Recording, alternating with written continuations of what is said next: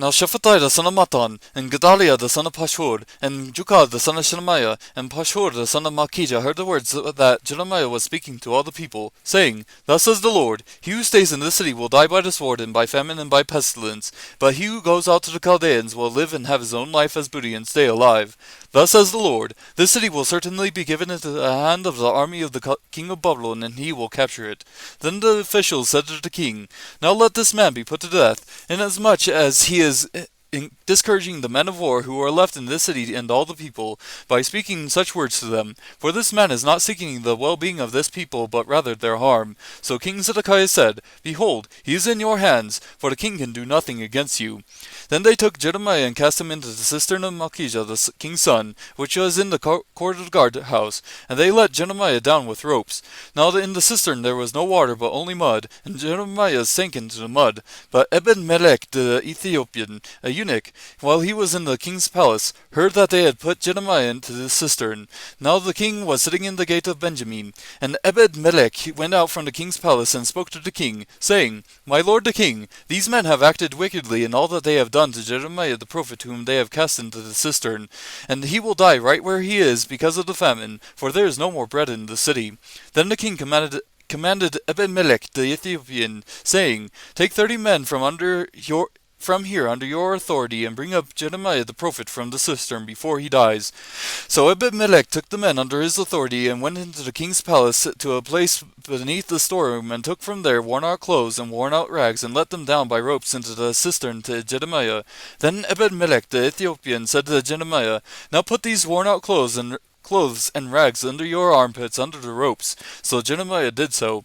So they pulled Jeremiah up with the ropes and lifted him out of the cistern, and Jeremiah stayed in the court of the guardhouse. Then King Zedekiah sent and had Jeremiah the prophet brought to him at the third entrance that is in the house of the Lord.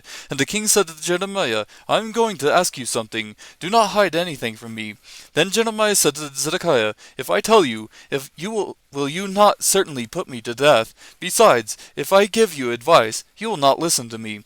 But King Zedekiah swore to Jeremiah in secret, saying, As the Lord lives, you who made this life for us, surely I will not put you to death, nor will I give you over to the hand of these men who are seeking your life. Then Jeremiah said to Zedekiah, Thus says the Lord God of hosts, the God of Israel, If you will indeed go out to the officers of the king of Babylon, then you will live. This city will not be burned with fire, and you and your household will survive. But if you will not go out to the officers of the king of Babylon, then this city will be given over to the hand of the Chaldeans, and they will burn it with fire, and you yourself will not escape from their hand. Then King Zedekiah said to Jeremiah, I dread the Jews who have gone over to the Chaldeans, for they may give me over into their hand, and they will abuse me. But Jeremiah said, They will not give you over. Please obey the Lord in which I am saying to you, that it may go well with you and you may live. But if you keep refusing to go out, this is the word which the Lord has shown me.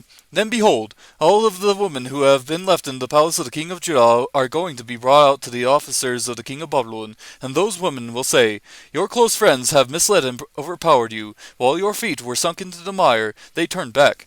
They will also bring out all your wives and all your sons to the Chaldeans, and you yourself will not escape from their hand, but will be seized by the hand of the king of Babylon, and this city will be burned with fire. Then Zedekiah said to Jeremiah, Let no man know about these words, and you will not die. But if the officials hear that I have talked with you and come to you and say to you, Tell us now what you said to the king and what the king said to you, do not hide it from us, and we will not put you to death. Then you are to say to them, I was presenting my petition before the king, not to make me return to the house of Jonathan and to die there. Then all the officials came to Jeremiah and questioned him. So he reported to them in accordance with all these words which the king had commanded, and they ceased speaking with him, since the conversation had not been overheard. So Jeremiah stayed in the court of the guardhouse until the day that Jerusalem was captured.